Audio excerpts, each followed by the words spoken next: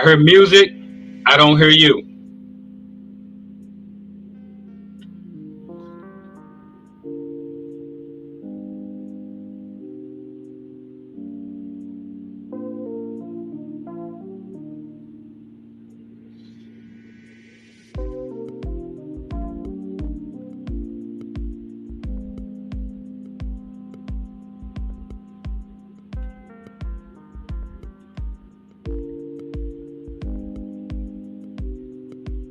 All right.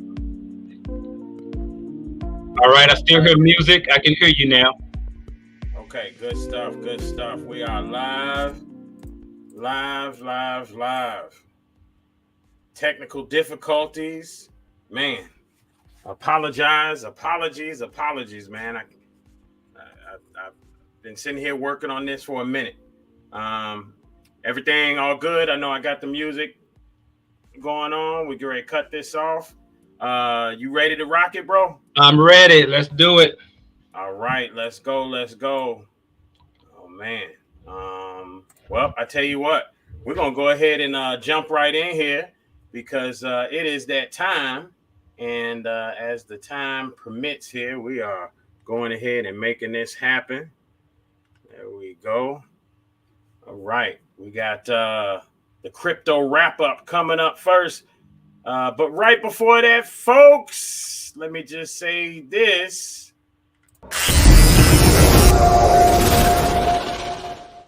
You are listening to The Tipping Point Show with your host, Mr. Just Ask Joe, John Yeah.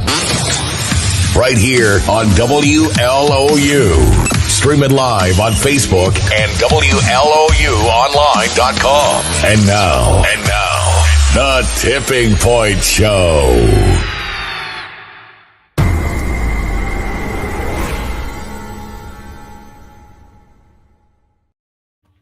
All right, folks, without further ado, we got the crypto wrap up coming up first. Brother John, my brother from another mother family, how you doing? Man, I'm awesome this morning, man. And high vibration, I see. hey, man, I got up. I went bike riding.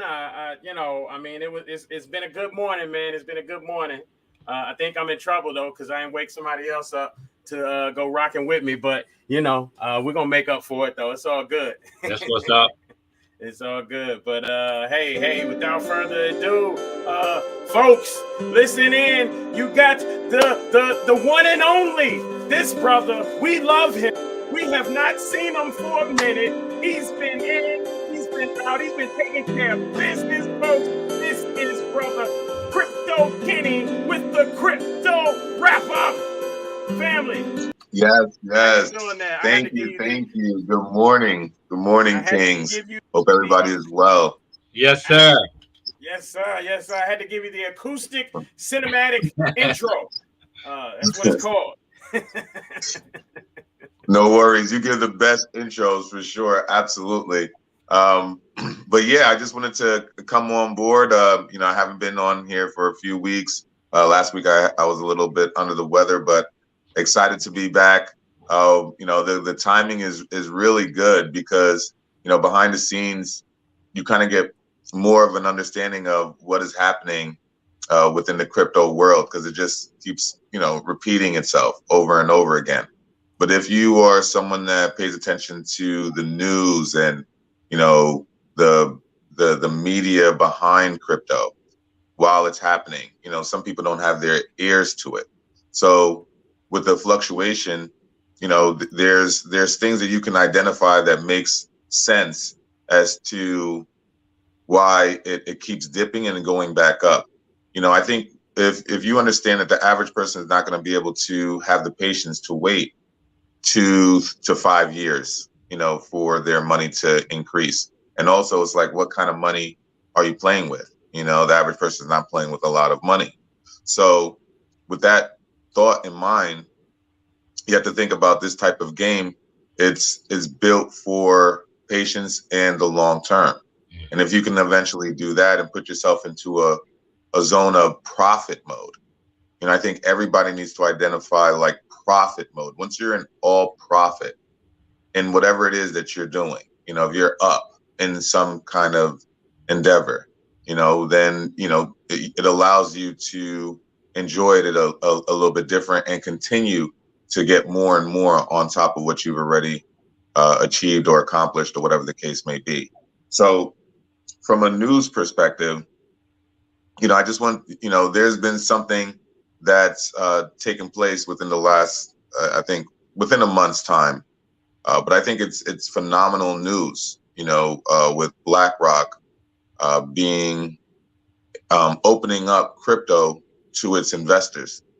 And, for those of you out there that don't understand or don't know who BlackRock is, I think it's maybe the top, firm for, are you saying something? Are you saying something, John? $10 trillion in investments. That's oh yeah, trillions. 10 trillion. Okay, yeah. Oh, so Joe, you had your phone muted for a second. Okay, so I was just like, he was just like talking. I'm like looking at him. But yeah, BlackRock has a 10 trillion. Well, just to say over $1 trillion, right? You don't even need to dig deeper into that. Over $1 trillion under management, and they're going to be bringing in crypto to offer crypto as a percentage of what they, give their clients. I think that alone would let you know that crypto is not going backwards. You know what I mean? A lot of people are saying like, crypto is going backwards and, things are not working. But then if that was the case, why would the top investment firm start offering it to their clients? It wouldn't make sense if it was going backwards. So you're going to have to like read between the lines when it comes to investing. And again, just following if you're a disciplined investor, I'll just take myself, for example. The things that I get involved with, I have to be passionate about. And then once I am passionate about it, then I could put a little bit of money into it. Right. And the money that I put into it, I have to weigh it like risk versus reward. Like, okay, if I lost all of this, how would I feel? How would it impact me? Whatever the case may be. I get that out the way. It's like, okay, it's not that much money, whatever. Then I put money aside, then I invest into it. Then once I invest into it, a lot of the things that are done, especially through Bitcoin Campus, it gives people the opportunity to develop passive income on it. So you could build on an investment and get more money from that. And those are the type of things that I kind of look for. So for myself, as an example, even with Bitcoin Campus, with crypto being as a growing industry, it allows me to give resources out and continue to learn it.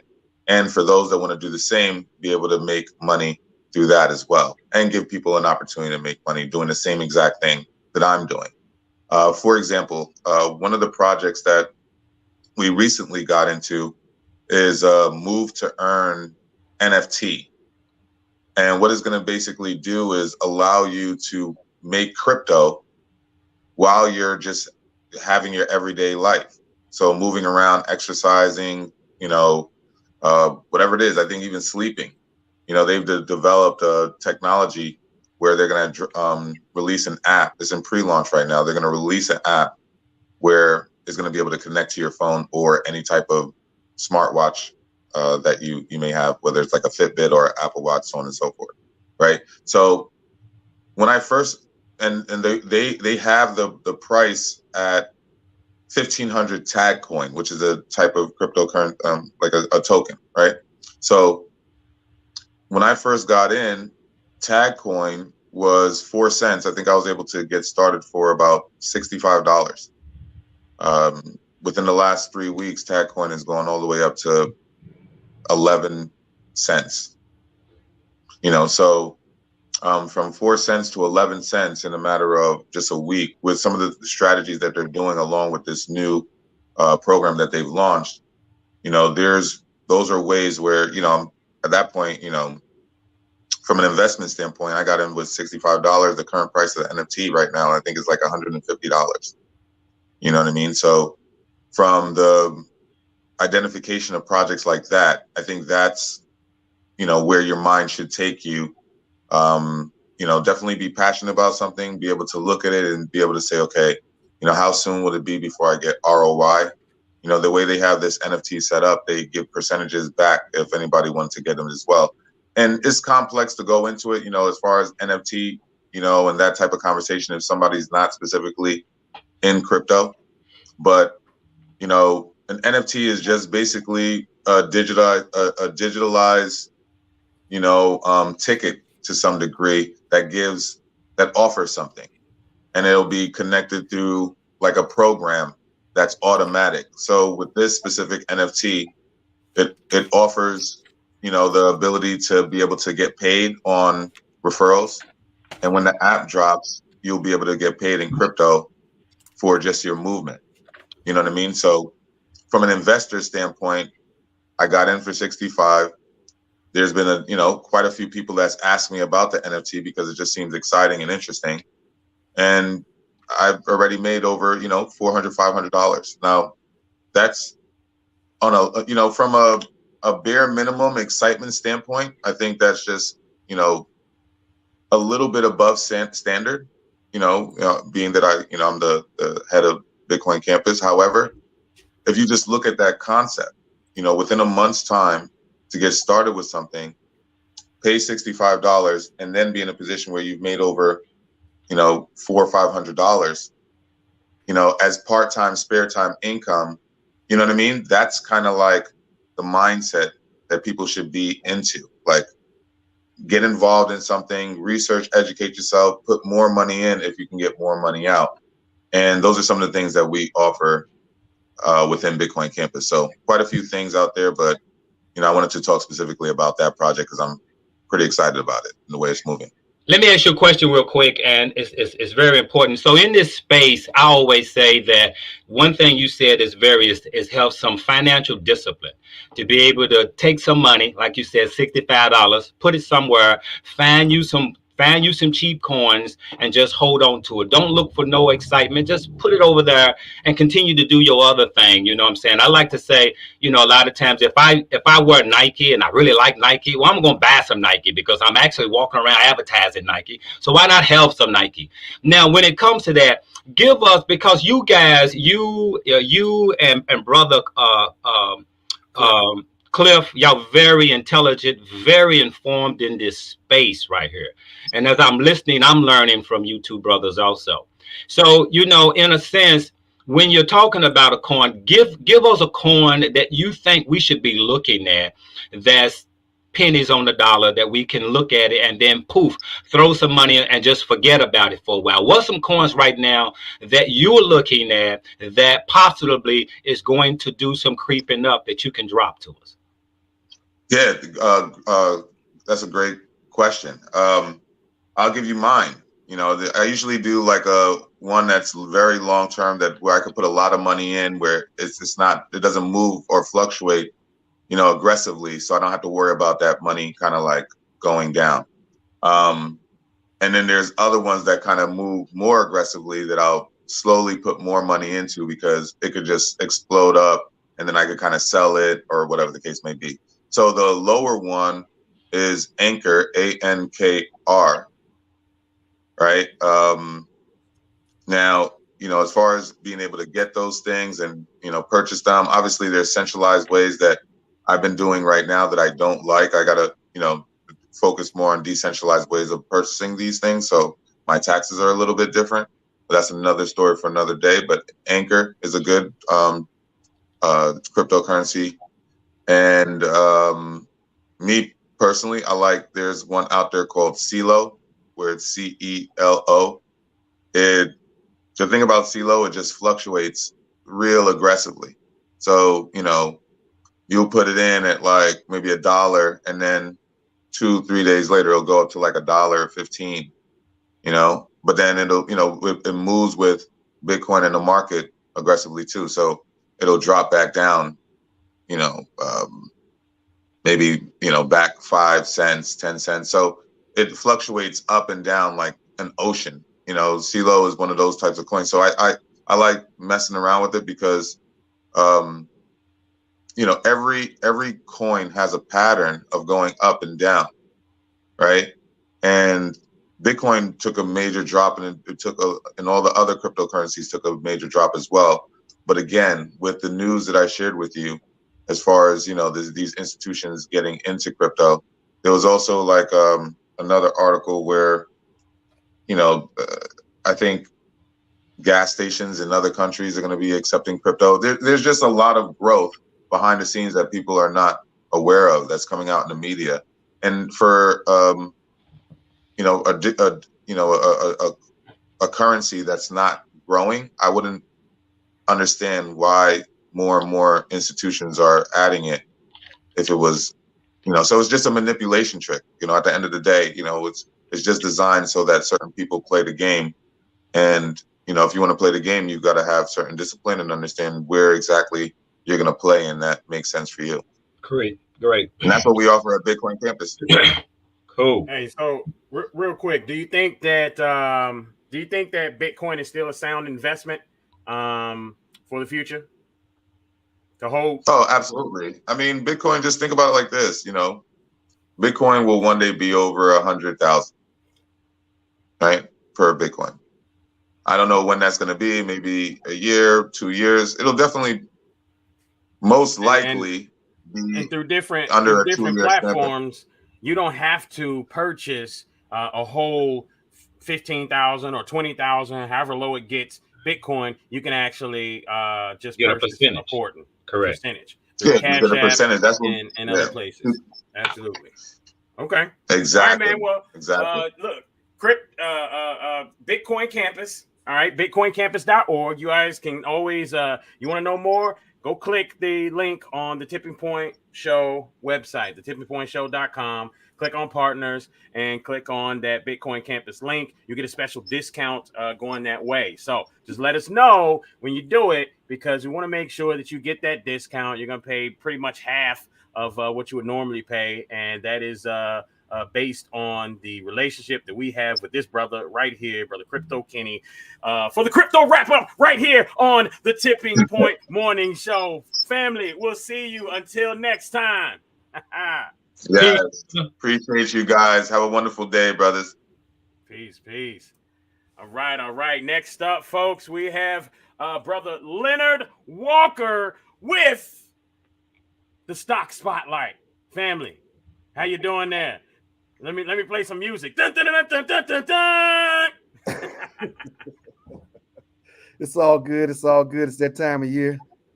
Football is back, but we won't get into that right now. We're gonna get into these stocks. Absolutely. All righty. Go ahead. What you have? No, I got you. What's popping? What's popping with these stocks? All righty. So we're gonna go back into a little bit of retail, but I'm gonna start out with a stock that's similar to that Golden Ocean that I talked about a while back, and this one is Diana Shipping Incorporated. Diana Shipping Incorporated. Ticker symbol is DSX. That is Delta Sam X-ray, trading on the New York Stock Exchange. Now, guys, like always, I try to find these cheap stocks to pay dividends, and this is a cheap one. This is trading as of Friday, was trading at $5.51 per share. Pays a $1.10 per share dividend. Pays a quarterly dividend of about 27.5 cents per quarter. But it has a dividend yield. Now check this: 19.96%. 19.96% yield on a $5.51 stock. 52-week high was $6.89, and the 52-week low is $2.96. This is a ocean shipping company again. It does not ship containers; it ships bulk. They have 41 vessels that ship bulk dry goods, so coal, grain, that sort of thing. War in between Russia and Ukraine, that's not going to last forever. And these are the types of companies that once business gets started again, they got to start moving all of these goods.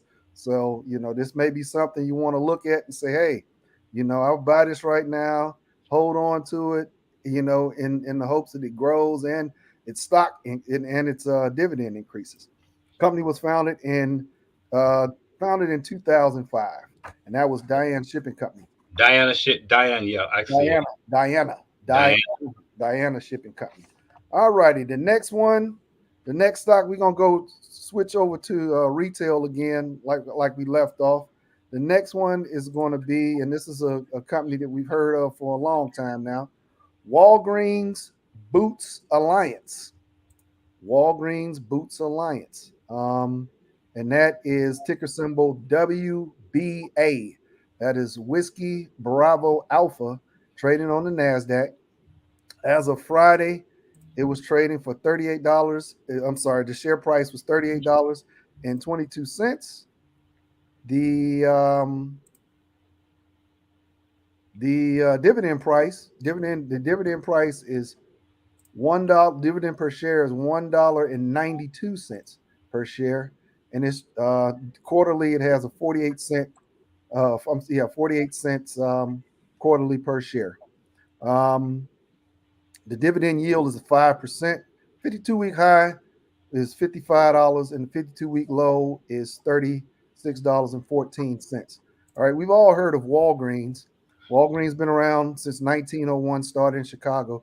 This is an alliance between Walgreens and Boots, which is a farm. They focus more on pharmaceuticals. So like the Walgreen brand of allergy medicine or cold medicine, that sort of thing. That's what they make. Okay, this is what this company does, right? Walgreens is super versatile for those of us who grew up in Chicago.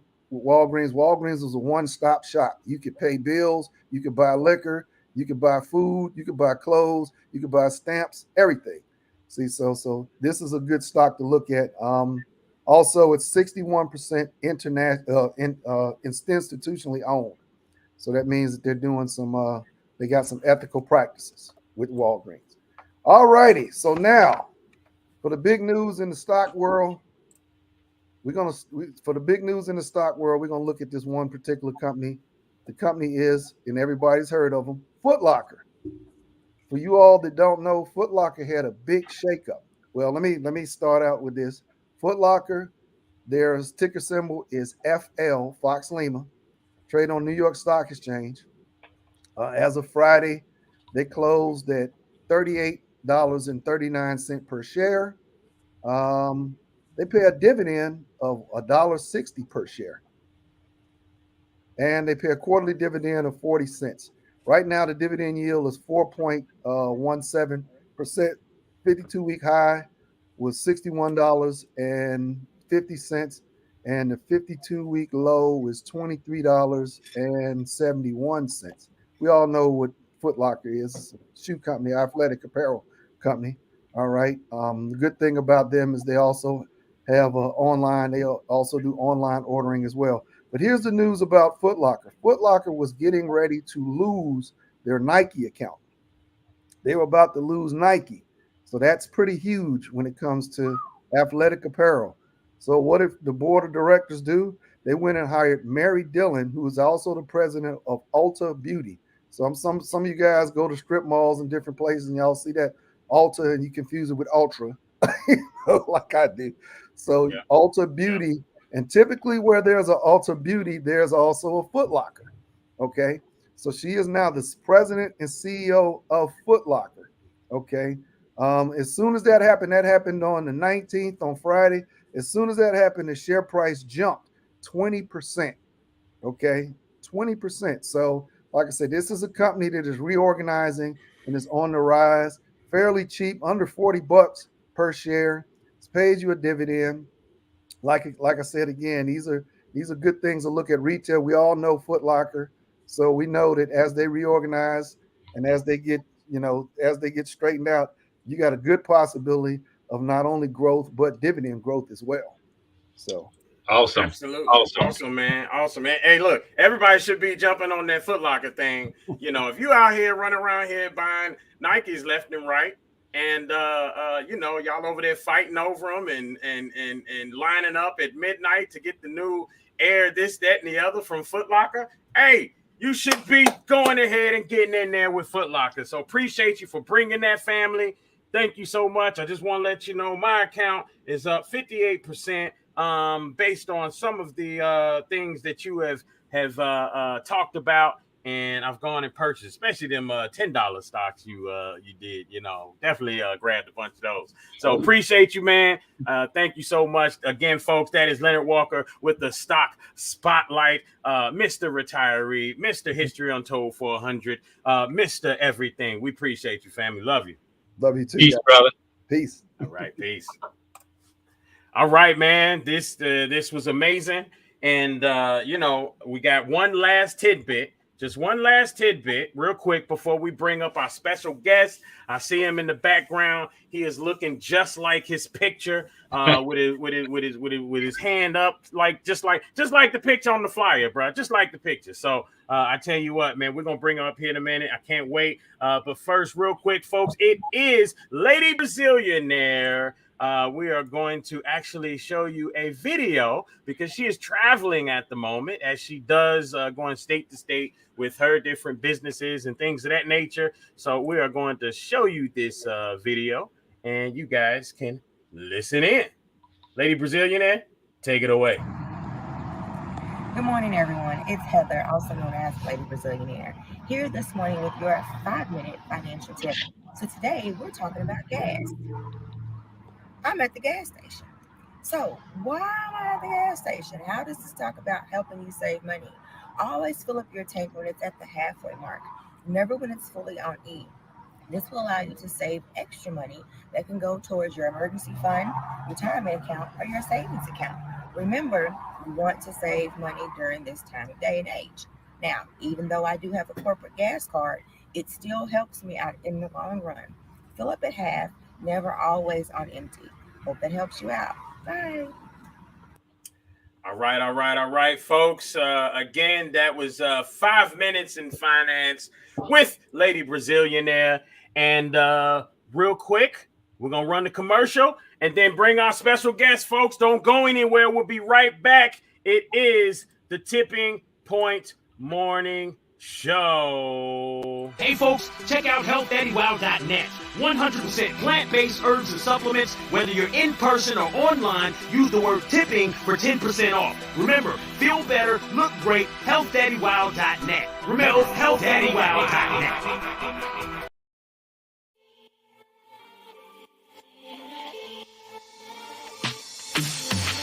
Habibi Trading Company, home of soap, sticks, and Saya Baba products. Over 400 locations at a store near you. Cincinnati, Ohio, Louisville and Lexington, Kentucky, Southern Indiana, or find yours online at sayababa.com. Again, that's sayababa.com. Habibi Trading Company, where you can find fragrances to incite your senses.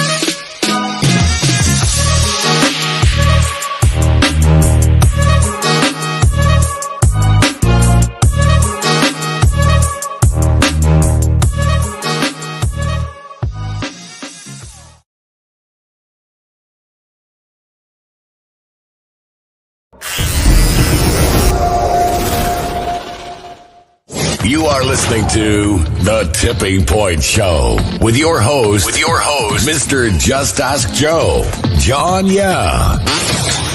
Right here on WLOU. Stream it live on Facebook and WLOUonline.com. And now, The Tipping Point Show.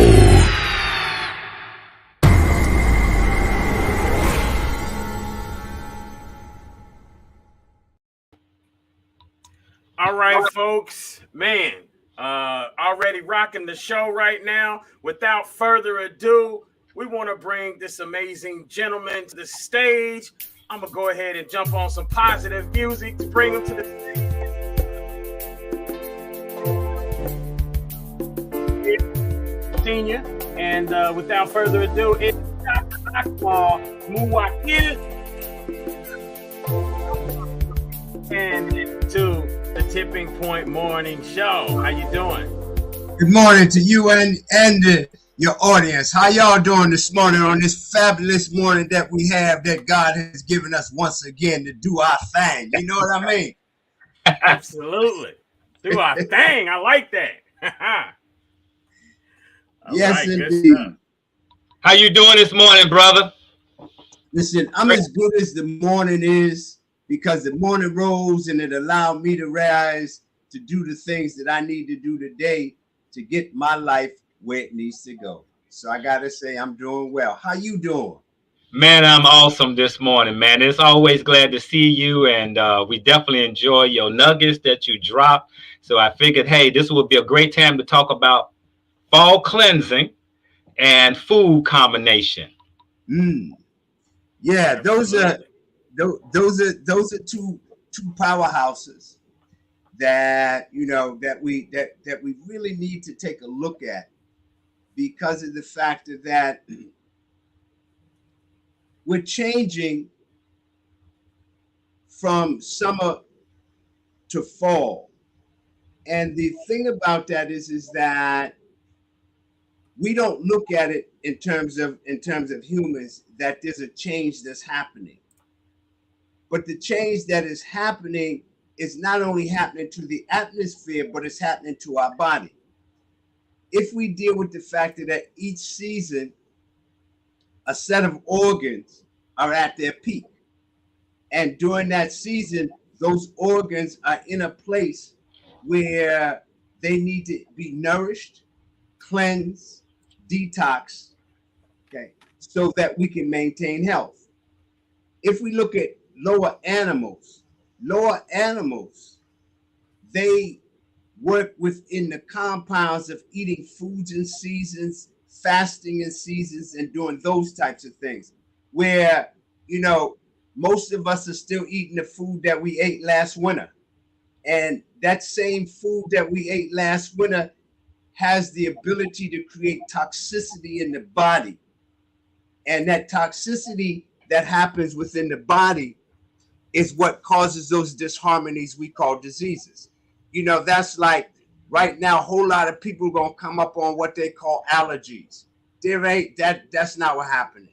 What's happening is that the fact that your body is funky because of the fact that you're putting in things that shouldn't be in, and the body's not able to digest or to be able to get rid of because of the fact that they're out of season and the digestive tract isn't functioning. And so the first thing that we had to talk about is the fact that the digestive tract changes each season.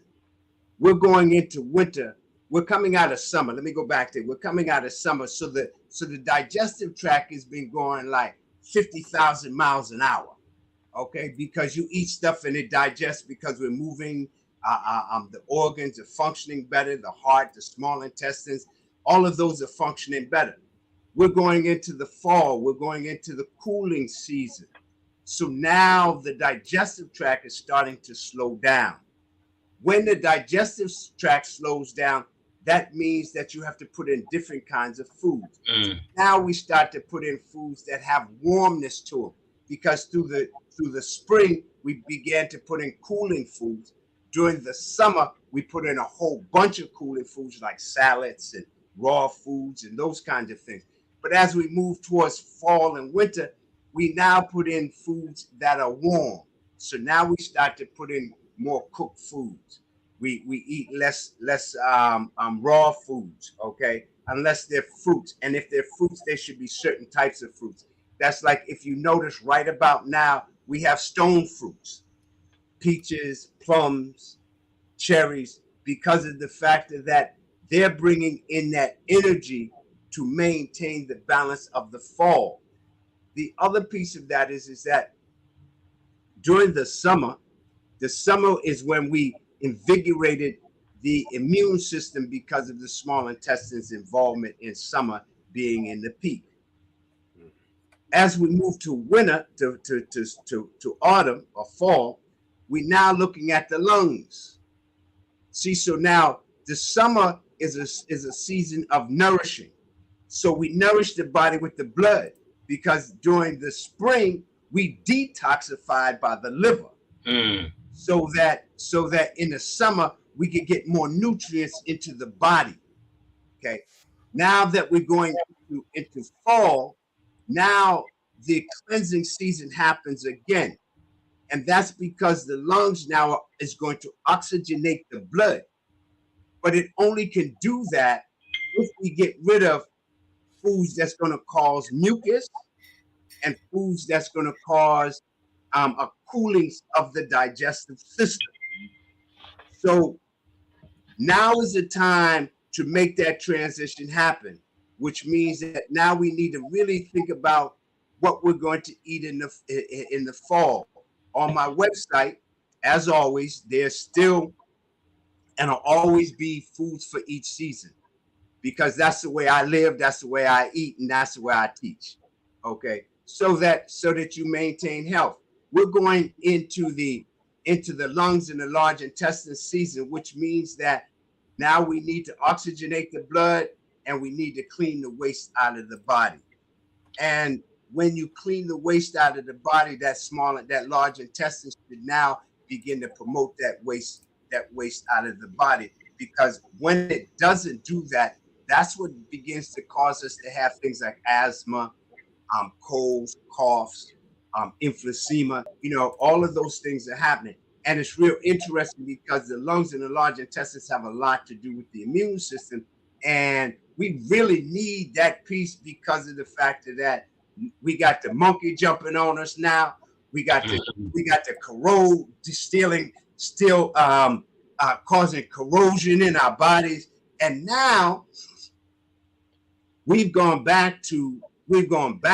Now we got polio happening again. So we have no idea what else is going to hit our immune system within the next 30 to 90 days because of the factor of where the environment is and how we're dealing with the environment. So this is the time to really start to cleanse the body again, so that it nourishes the blood, so that when winter comes, it can store the blood in the bones and work with the DNA and work with the stem cells, so that we maintain health. See, because we have all of this disharmony and cancer and all of that kind of stuff because of the fact that we really don't know how to eat. I mean, we think we're the healthiest people on earth. On Tuesday, as you and I had text back and forth, I start the Clubhouse piece. And the first piece I'm going to talk about on Clubhouse is alkaline water. People don't realize the fact that alkaline water at a 9 can compromise your immune system, because of the fact that it takes it out of balance. So it is about how do we create the balance in the body within the seasons, and how that deals with our body as we grow older. Because if we don't, then what happens is that as we grow older, even though we think we're eating healthy, the body will break down in a way where we'll wind up saying, well, why do I have this ailment? And why is this happening to me? Let me ask you this, because it's very important to understand definitely a combination of foods and how we're eating. You really don't hear a lot of doctors, specifically in the allopathic medicine, talking about eating certain foods in certain seasons, because actually what you're saying is, so the body doesn't digest. If you are eating warm foods or foods that you should be eating in the winter and you eat in the summer, so you're not fully getting the nutrition if your stomach is actually, if your gut is not processing it well, right? Mm-hmm. So absolutely. So that's very interesting because we're getting ready to step into the fall season, and so this is basically why we have this on our show, because we know there ain't that many people out here talking about how to eat a certain way for different seasons. And so you just broke some stuff down. So now the purpose of eating is to get nutrients. So the purpose of eating is to get nutrients. But if your body isn't absorbing the food, you're not getting nutrients. You're just actually just having waste in your body. Absolutely. I mean, when you think about the fact of the body as being a chemistry factory, and I always say this, and you the chemist, and you putting in the wrong kind of chemistry, what then begins to happen is that the body's not functioning with it. Let's take a car. See, because people can relate to that car piece. So the manufacturer says put specific types of oil and specific type of gas in the car. You got a Mercedes Benz, it says you got to put in premium gas. You can't put in unleaded or low leaded gas. You got to put in premium. So if you put in low leaded gas or gas that doesn't fit you, it starts to knock. Well, the body's the same way. The body says that I need certain types of foods. And if you don't give me those certain types of foods, then I can't run efficiently for you. That's why a lot of people have sweet cravings. They have sweet cravings because they're eating foods that are not really functioning for their body. And so because it's not doing that, the body's saying, okay, so in order for you to have the energy you need, here's some sweets. The thing we should look at is the fact that, as you said, we should eat for nutrition and not for taste. And that we should eat foods and identify why we're eating those foods. Because if we don't identify why we're eating them foods, then we're just eating foods. We should also begin to understand that when we eat fast foods, when we eat greasy foods, when we eat foods that have been adulterated, which means that they don't have any nutrients in it, like white rice and stuff of that nature, or pasta, which we shouldn't be eating pasta in the fall and the winter because it's gelatinous and it creates boogers. Okay. So we shouldn't be eating that at all. That's a better way to put it. And I've never heard you say it that way, but I think people can relate to that in understanding what you mean. Folks, you eat pasta, it creates boogers. Everybody knows about boogers. All right. So just imagine if you stuck your finger in your nose and you pulled out a big booger and then you stuck it in your mouth and you ate it. Right. That's pretty much what you're doing when you eat that pasta. Okay. So right. I just want to break that down in layman's terms even further. and things like bread, dairy products, cheese, okay, milk, and cheese and milk are foods that we should not put in our mouth at all. So basically these are foods that are heavily in building mucus. Absolutely. Absolutely. And you'll always hear me say the fact that one of the things that if people never took anything else that Dr. Sebi said, what he said that our issue with health is we have too much mucus. And that too much mucus is because we don't eat the foods in their proper combination. We don't eat them in their proper season. Okay. And we don't eat them at the proper time of day because of the fact that when we eat foods, they should be eaten in accordance to the ability for them to digest. So if you're eating, let's say that you have a plate, and on that plate you have some rice, you have some greens, you have a piece of that, let's say a piece of fish, and you have a salad. So the pieces is that you go to the restaurant and the first thing the restaurant give you is salad. They give you bread and water. Well, the bread and the water is to bloat your stomach or to bloat your abdomen so that you won't eat as much. Then the next thing they bring you is some cold food, which is a salad. So that's going to also continue to break down to reduce the ability of your digestive tract to deal with this enzymatic process of breaking your food down. Then here comes the hot food. So now you're eating hot food. Your digestive tract just took a cold hit. And now here comes this hot food. And so now you're dropping that hot food on that coldness. What's going to happen? What's going to happen is that you're going to get that steam as it cools off that food, and the digestive tract is going to cool itself off. So by the time you finish eating, you have the itis. You want to go to sleep. And your body is in a state of saying, whew, I just need to relax for a moment because that meal was so heavy. It wasn't the meal, it was the way that you combine the food, eating the meal, and especially if you eat foods that are out of season. So when you eat food, you shouldn't drink right after you eat. You should, especially if you're eating warm food, you should wait. How long should you wait to after you eating to drinking something behind it? So this is the rule, a rule of thumb. If you're taking digestive enzymes, you should drink enough warm water or room temperature water to get those pills down before you eat. Yeah.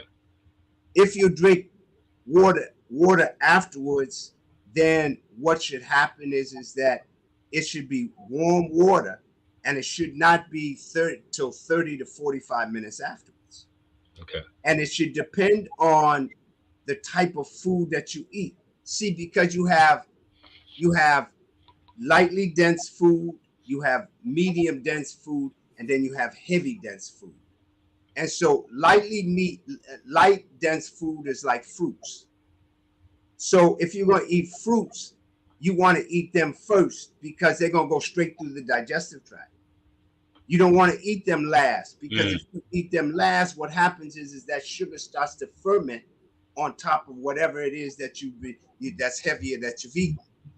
Then you want to eat the medium dense foods. Medium dense foods are like grains, like greens, those kinds of things, vegetables. Then your heavy dense foods you eat in terms of meats and chicken and fish. You eat those last because of the fact that it takes more time for them to transition through your digestive tract. And so that's why each season you should cleanse your system. You should cleanse and detoxify and nourish your system, so that at the next piece of that, what happens? What happens is that when you cleanse and nourish and detoxify the system, first off, dealing with fasting, you stop digestion.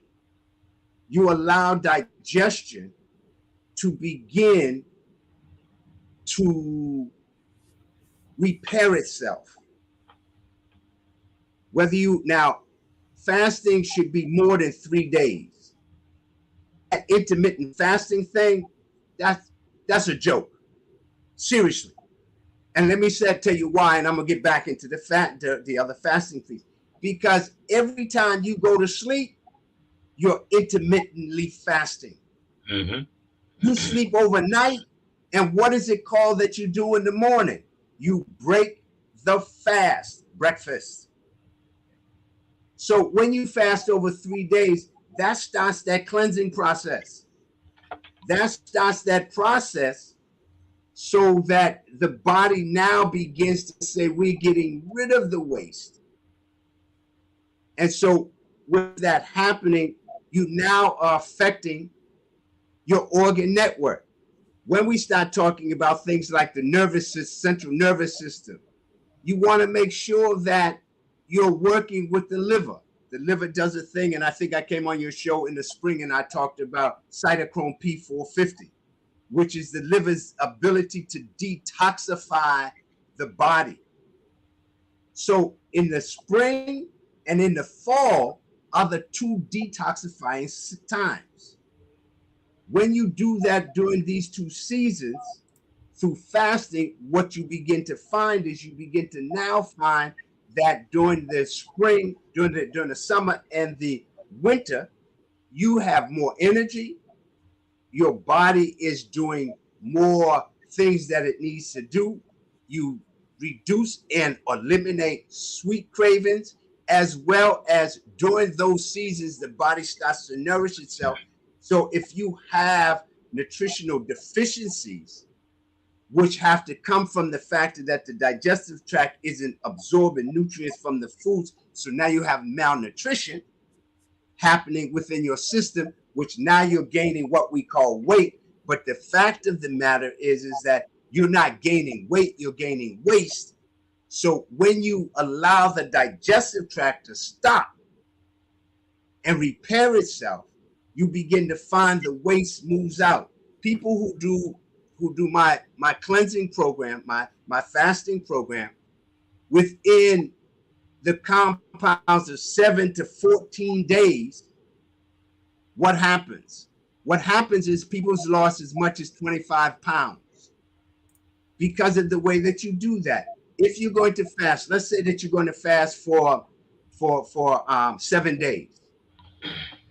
Well, that's going to be 21 days of detoxing, cleansing, and nourishing the body.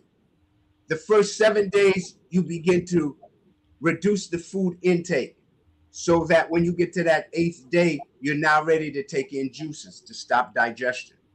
You juice for 7 days. Once you finish that 7 days of juicing, what then begins to happen is that now you go back to eating, but you start small. So you would break a fast with maybe an apple, okay, or a peach or a pear, depending on the season, and then work your way up so that 7 days later you can eat a full meal, so that the body recognizes what happens and the digestive tract begins to rebuild itself, that it begins to start to address your health disharmonies. When we fast, the body begins to actually eat on itself, and it eats on itself, starting to get rid of whatever the health disharmony is or whatever's blocking the body from not getting nutrients. That's what happens with fasting. That's why I tell people it's not good to fast on just water. Correct. Because the body's getting rid of those toxins. And as it gets rid of those toxins, what happens? What happens is that if there's nothing to buffer that, you're going to feel sick. And the moment people feel sick, the first thing that says, oh no, I'm going to stop doing this. I can't do this because this is making me sick. That's called the healing crisis. That's what that's called. Got a couple of questions I think had posted. Yeah, I'll pull them up here. From Janice Wakefield, she says, greetings, Dr. Akmal. Is there a general cleanse that fits all in regards to regulating our nervous system for the fall? Yes, with my process, what happens is that we look at the factor of, first off, this is the lungs and the large intestine season. So we work on the lungs and large intestines because of the factor that the lungs have to deal with the factor of oxygenating the blood and moving the chi or the energy of the blood so that the blood begins to increase its ability for detoxification. The large intestine is what moves that waste out of the body once you deal with the fasting. The other organ that we deal with, set of organs that we deal with, is the liver and the gallbladder, because the liver has to deal with the factor of the cytochrome P450, which is that real heavy detoxification. And this is the season to do that. The second part of that is the factor that the gallbladder has a lot to do with how your bowels move, because the liver manufactures bile, which is secreted into the gallbladder, which the gallbladder secretes it into the small intestines through the common duct, which then allows for your bowels to move. But the bile is also a detoxifier, and it helps to get rid of waste. And then you have the heart, the small intestines. The heart now circulates the blood. Remember, I said the summer is the season of the heart and the small intestines.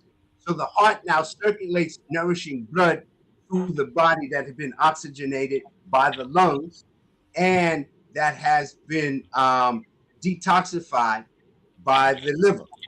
And the liver has to do with the central nervous system in traditional Chinese medicine.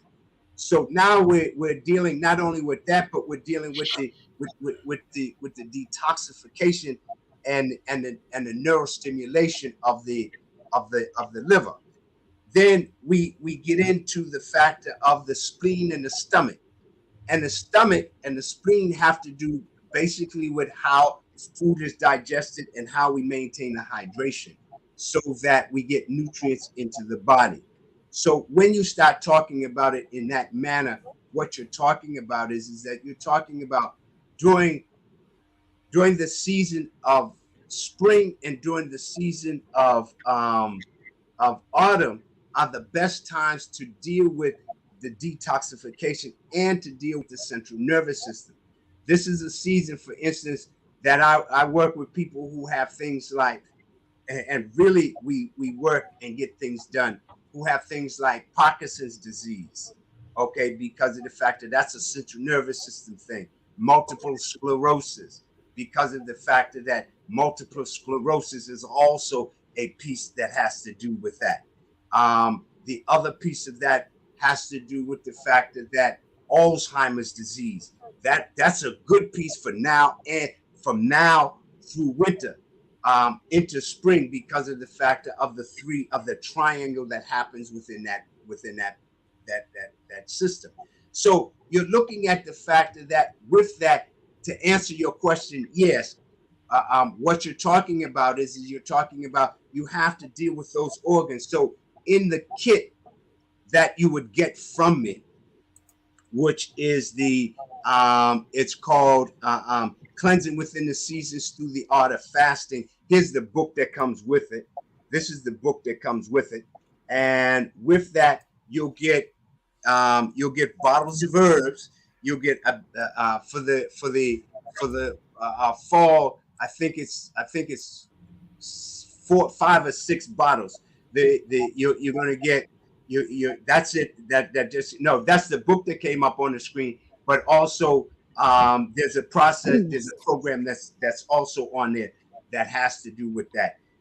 So you'll get Ewing Ping. Ewing Ping is a set of herbs that works on the lungs. Very powerful. Matter of fact, the Chinese was using it. That's one of the first sets of herbs that they used when Corona came rolling in on us, that coronavirus. Then you would get Bowel Enhancer, which has no laxatives, but what it's in it is bulk agents that help to move the bowels. Then for the heart, you'll get Fire Balance, because of the fact that the summer is the season of the fire, and so the heart is the fire. The Bowel Enhancer is going to also help the small intestines maintain the flora in the gut, so that you have healthy bacteria in there, as well as during that piece, you'll also be taking probiotics to maintain that.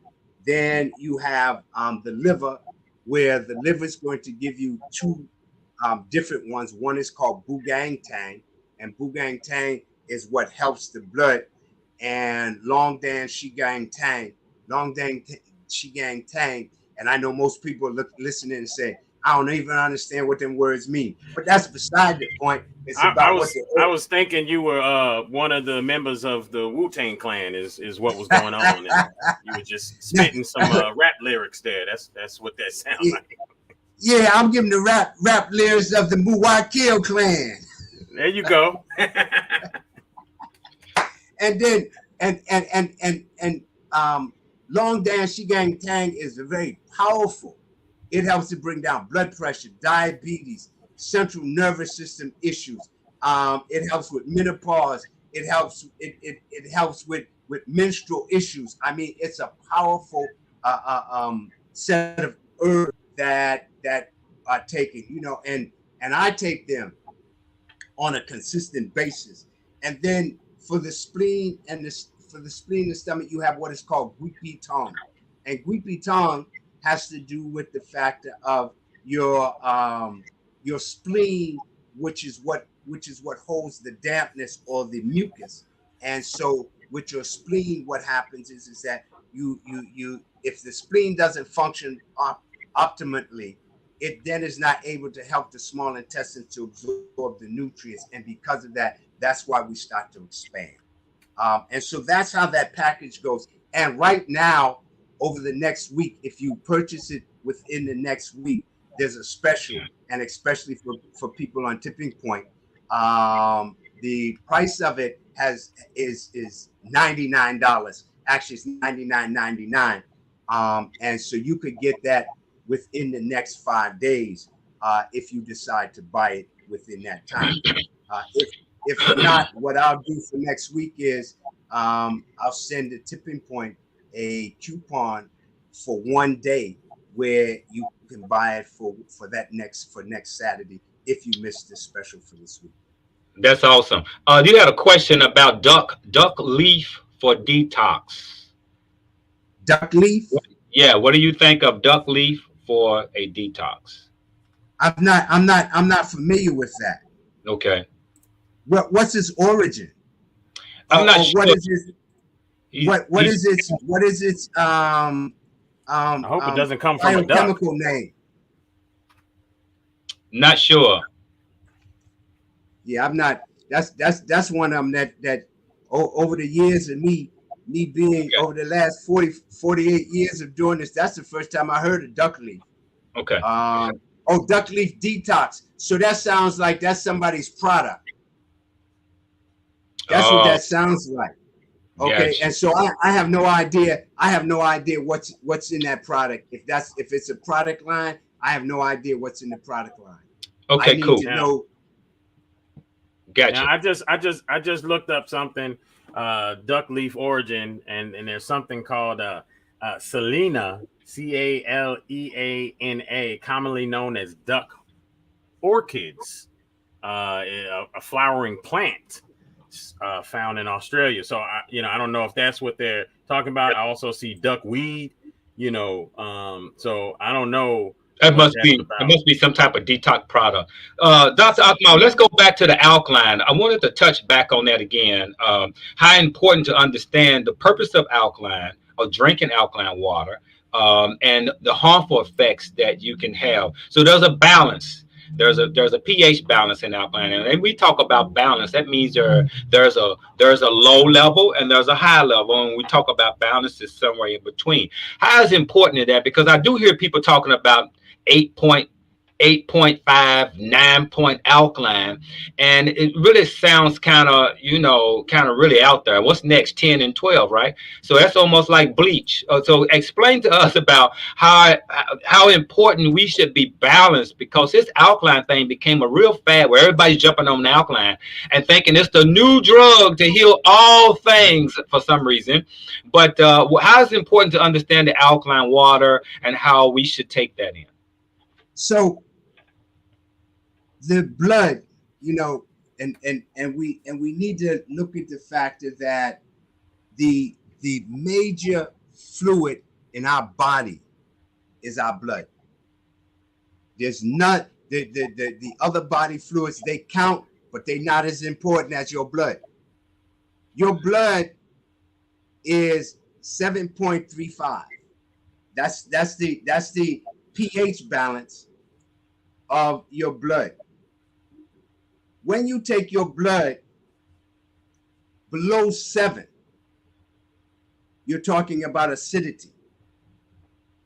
When your blood is above 7, you're talking about alkalinity.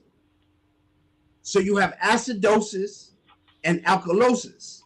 Acidosis is too much acid. Alkalosis is too much alkaline. When you drinking alkaline water that has a pH balance of 9, you're putting yourself in harm's way, because you've just taken your blood out of its range. Its range is from 7 to 7.35, no more than 8. Someone came on the scene and said, we got to be all alkaline. Couple of things. If your stomach, which is in the left quadrant of your rib cage and under a woman's left breast, not your belly, if your stomach, right up in there, if your stomach pH balance goes to 7, or actually to 6.5, 6.8, you will wind up with ulcer because of the fact that the acidity of the stomach is needed for the mucous membranes of the stomach. A woman, and this is not to be derogative, dismeanable to women, disrespectful, any of that. But if a woman takes that alkaline water and injects it into her private parts, she will wind up with an yeast infection. Look at vinegar. Vinegar is down in the 3s, and that's what women use. You see, so when you go over 8, you're now starting to deal with what you said earlier is bleach. Bleach is at 12. Let me stop for a minute.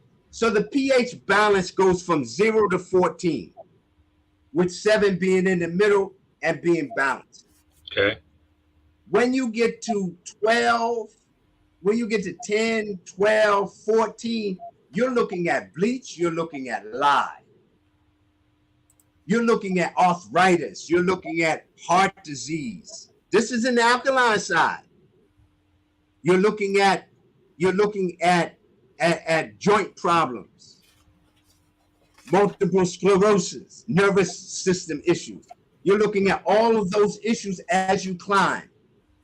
When you deal with it from in a 7.7 to 7.8, you're good. Now, you know, a lot of people say that don't drink distilled water. That's all I've been drinking for the last over 50 years. They say because it doesn't have any nutrients and it washes out minerals. And to be truthful, both of those statements are true. However, the minerals that it washes out are minerals that the body already displaced. If you want minerals in it, then go get you some liquid minerals. And I think, Joe, you talked about liquid minerals once before when I was on your show. Go get you some liquid minerals, put the liquid minerals in the water, and drink the water. Well, I mean, let me ask you this. I mean, I drink San Pellegrino. Okay. You know, it's higher mineral content water, and you know that way I don't have to go get any minerals or anything, right? Can I just drink that in addition and be okay? Well, of course you can, also maintaining the balance of this pH. Absolutely. Now, one of the other things I want to talk about alkaline water. So here we buy a bottle of alkaline water that's 9.5, and that alkaline water, you know, comes in. It's going to cost you what, about $4 or $5, and you know, it comes in this nice looking plastic bottle. So if I was a manufacturer of alkaline water, I would put that alkaline water in glass, so that the alkaline water doesn't leach out anything that's in the plastic. Yeah. You see, because you drinking alkaline water and you getting the toxins that may be in the plastic. Well, and then when you think about that, alkaline water. Okay, all right. So let's talk marketing for a second, because that's all that is. That's just marketing. Right. And people who are not researching, who are not thinking, they grab this alkaline water and they think they're doing something. Number one, you don't know how long ago that water was placed in that bottle. Alkaline water, if it's coming from a machine of sorts that created the alkaline water, you don't know when it was put in there.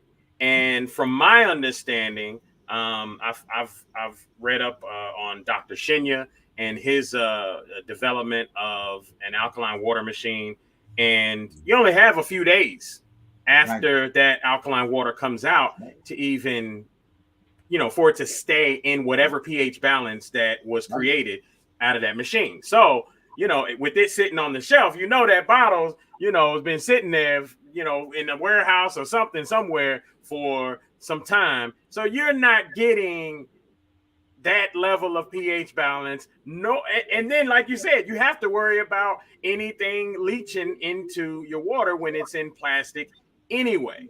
So that's something to think about. Now, when I go ahead and finish. Well, I want to ask about alkalinity, because here's the thing. Now, from my understanding, again, I don't know anyone, I was taught that, that 10, 11 pH balance, that's something that I could put in a cup and throw in the wash with my clothes, not to drink, There you go. that literally. And so I used to have an alkaline water machine years ago, and it was a $4,000 machine. And through some tough times, about 10, 15 years ago, I sold that sucker to a nurse. And man, it was a beautiful machine. For me, it helped in ridding the physical effects of Crohn's disease. Right now, with that in mind, the way I was understood was that 9.5, 9, 8, 8.5, a person having cancer, trying to combat cancer, that there is a regimen that they could utilize in consuming that, cancer fighting, quote unquote, cancer fighting alkaline value of water that would heal their body. And I've seen plenty of testimonials congruent with that. But I think, to your point, a lot of people go out, they get stuff, and they don't do the research. Right. And when you're not doing the research, then like you said, you can totally harm your body, in opposition to what you're actually trying to do. But I think that when it comes to an alkaline water machine, would you even suggest it in helping to combat cancer? Well, I would say this. As long as you did a couple of things. One is you could take it to 8.5. That would be pushing it. Okay. But in order to do that, you'd have to slowly do that. You would start off at 7.35 and then gradually increase it. Okay. Because when you drop that water in your body at 8.5 or 9.5, your body has to say, whoa, what the hell is this? Wait a minute. You've taken me off of my scale, because there's nothing else in the body that's at that scale. So now your body has gone from here to here, and your body's trying to figure out what to do with it. So I would say in that coordinates. The other piece I'd say about that is the fact that in most of the studies that I've read where people have used alkaline water, one of the pieces that whoever was working with them helped them to do was to change their eating habit. That's right. You see, because you can't take that alkaline water and then continue putting garbage in. So that's a conflict of interest. So I would not say not to use alkaline water. I would say if you're using alkaline water, first off, be nice to your body and let your body know that you're ingesting this water, and that this water is now increasing your pH balance because of the fact that you have an ailment. But when you take that bad boy over 9, you might as well go on and say, here, take this sugar and pour that sugar on that cancer, because of the fact that cancer now is going to take that water and use it for fire. See, we have to understand. We have to understand, especially with cancer. Cancer's fire. It's toxic heat, and so what we want to do with that is we want to cool that heat off. It's real interesting about cancer and medical society. In medical society, they use homeopathics and don't realize it, because homeopathics is that I'm gonna give you light to cure whatever's happening with you. So what do they give you? They give you heat. What is radiation? Radiation is heat, to get rid of heat. Okay, toxic heat. However, the toxicity of the radiation is what's not good. So what you want to do is you want to be able to cool that fire.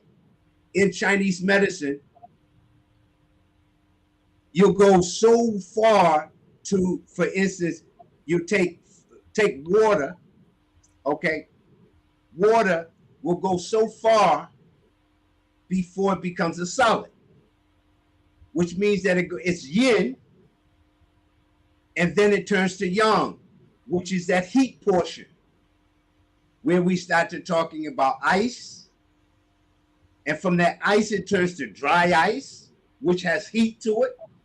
And if you've ever put your hand on something that's really cold, you can find that you get frostbitten because your fingers stick to that piece of ice. That's right, because it goes from coldness to heat. But it's the heat that's happening is not being caused by lighting a fire. It's being caused because of the fact that you have too much of that water that now has turned to ice. Yeah. And let me say, a lot of times when we hear that piece about drinking alkaline water gets rid of cancer, that is so misleading, because there was something else at work, like he was talking about. You have to change your diet. And that's very important. You can do a fast, literally, and reduce cancer cells. Just you have to stop eating to allow the body to reset itself. If you just stop eating, when you mentioned about your body will start eating up the bad stuff, because the body goes through a mechanism. It thinks it's starving. So by its thinking it's starving, it's going to go in survival mode. In survival mode, it's going to eat up all the crap in your body to try to survive. That's what the body's based. That's just how it functions. But you got to stop eating, because if you keep eating crap, you're not allowing the body to think, oh, it's healing time. So if you stop eating, the body will go through a process that says, oh, we're starving. Oh, okay, then let me go get injured. You have a fast and been weak, momentarily kind of weak, and you sit down for a while, chill out, and then all of a sudden you get a burst of energy. That's because the body said, we're going to get energy from this fatty cell that's been sitting over here for years that we never got rid of. And it'll go eat that shit up in order to do what? Process it and give you energy again. Now, John, let me ask you this. And this is really to both of y'all. And I definitely want to get back to some of these comments as well. But when you say that, you know, that's easier said than done. Yeah. Right. And that's simply because food in this day and age is more of an addiction. Yes. So with that in mind, then one would first need to change their relationship with food. They would need to change their mindset in how they think about food as a nourishment versus a pleasurable a thing that they do. Emotion. Exactly. It's emotion in the food. So people to sit and to starve yourself in a sense, or to fast, you would first have to understand, listen, I'm supposed to be eating to live rather than living to eat. So if you can start to tweak that right there, and I know I'm gonna say from personal experience, it is not easy. It is a challenge.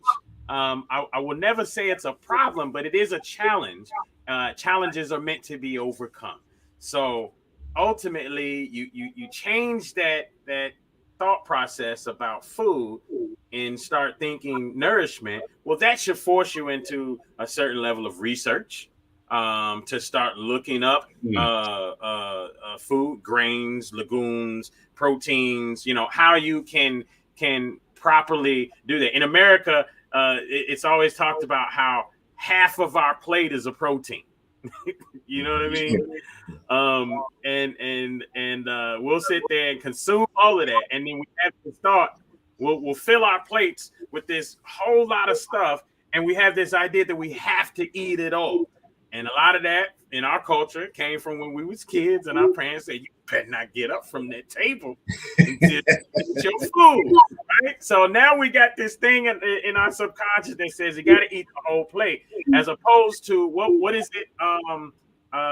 Doc, you may know this. In Chinese, they talk about pushing away from the table when you're like 80% or 75%, something like that. I forget what it's called, but there's a word or phrase for it. But you push away from the table, and that's where a lot of us need to get up and do, because eating so fast, you don't even know how full you are. So by the end of the plate, you're bloated. That's why you end up bloated, stuffed, and lethargic, because you've eaten so fast. And our society, our culture pushes that. People go out here and work jobs, and they only get 30 minutes for lunch. So you got 10 minutes to get there to the fast food place and get your food, 10 minutes to get back, and then you got literally 10 minutes to eat and stuff your face with this garbage. And here's one of the issues you mentioned, the addiction. We're eating foods that do not trigger the brain. Hey, we're full down here. We're eating foods that block the trigger, and we just keep eating. Your stomach really doesn't send signals saying, hey, I had enough, but it didn't reach the brain. And so we keep eating. We keep eating. So you need to understand, number one, the process of stop eating sugar is a hard thing. If you can stop eating sugar, you're actually halfway there. If you can start reading labels and say, nope, I don't want that. Nope. It's the discipline. You're lacking discipline because you're eating foods that are addictive, and it blocks you from even thinking, I'm hungry, I'm just going to eat. And we'll grab a bag of chips. We'll grab something off the shelf because we're hungry. But we're not eating foods that are giving you nutrition. Like you said, Joe, if we switch the mindset and eat for nutrition, not for just to get full, we'll look at the process different. My tea. The other piece of that. Go ahead, okay, Doc. The other process of that is this. When we start to look at food, we don't comprehend the fact that food is a living organism, and that organism has chemicals in it that assist our chemical organisms to maintain life. Now, hold on real quick, Doc, before as you say that, you say food is a living organism. Now, we have to differentiate this for some people, because when you go to Burger King, that's not food. Okay, that's not food. Okay, when he's talking food, he's talking there we go. There you go, Vicky. Live foods. All right. So these are living organisms. When you eat live foods, that will, as John says, trigger the brain to do different things to help the functionality of the body, as Doc says. Go ahead, Doc. But see, when you start talking about, you got to break it down even further than that, because of the fact that people don't understand what live food means. See, live food means the fact that when you bite into that apple and that juice from that apple run down your mouth and run down your throat, that's alive. When you eat that broccoli and you bite into that broccoli and that broccoli said crunch, that's alive. When you eat that tomato and you get that lycopene from that tomato, that's alive. Okay. Now, when you go to Burger King and you get that white bread with that bun, with that beef on it and that tomato, you just stepped into the death arena because of the fact that there's no life in there. And you say, well, I got a tomato. Now, the tomato, all right, I'm gonna give you the fact that the tomato is a fruit, and you done put it with that protein. And Hold then you on, put guy. that You protein. just blew a couple people's minds just now. You called a tomato a fruit. They're sitting there like, what? What? But go And ahead. that's a conversation for a whole different day. So Yeah. so now you got a protein, you got a starch, and you got a fruit. Okay. And so when you have those, you just created more mucus in your body because there's Boogers. nothing alive there. Okay. And the tomato isn't even alive now because you put heat to the tomato. So when you put that heat to the tomato, because of the fact that it's sitting on top of that beef, what happened was you just killed the enzymes in the tomato. So now the tomato can't give you the lycopene that is needed, or the chemicals needed to help the eyes or any other part of the body because of that. So we have to make sure that people understand that live food has to do with vegetables and fruits, and it has to do with them in terms of the way that they're prepared. You can't cook the death out of vegetables and then think it's alive because of the fact that it has to have enzymes. Essentially, you're cooking the death in it, into it. There it is. You see, and I love what Vicky said here. She said foods that stimulate and activate your DNA. So when you really think about that, you are what you eat, right? Therefore, if you're eating dead foods, you're gonna be dead. You're dead. All right. So if you're eating live foods, then you'll be live. And the thing that trips me out is where people say, "Oh, well, you got to die from something." Well, it don't have to be from food, from hand to mouth suicide. Look, this is the way most people need to start eating these days. When you look at what people are eating, it should be like this. That's the way it should go. You should pick the food up that you call food, drop it, and don't even eat it. Actually, John, I talk about the elbow effect. Because if you can pick that food up and put it in with your elbow, you're doing good. Because when your elbow bend and you do this and your mouth fly open, you putting in stuff that's not complementary to the body. You see, I mean, so when we really start looking at food, and especially as she said, we talk about the DNA. Well, that DNA has to do with the fact that has to do with your blood. Your DNA is stored in your bones. The sensory organs of your bones, your bone sensory organs, has to do with your kidneys, which has to do with in the wintertime. So when we start looking at that, we're looking at spring, summer, and fall to get all of that nutrients together so that they're stored in the bones, so that in the wintertime we have the nourishment that we need from our ancestors whose DNA is deep in our bones, and and vitamin D, because of the fact that in the bones is stored the DNA, vitamin D, and our stem cells, which means that our whole life is in them bones, coming from the factor of the foods that we're putting in our mouth. That's why it's important that each season you stop digestion and you allow the body to heal. Because if not, you can drink alkaline water, you can be a vegan, you could be a pescatarian, you could be all of that. But if you're not putting in the right stuff, what's happening? What's happening is that the body's not healing, and so you're not healing. Yeah. Got one question for you before we let you go here.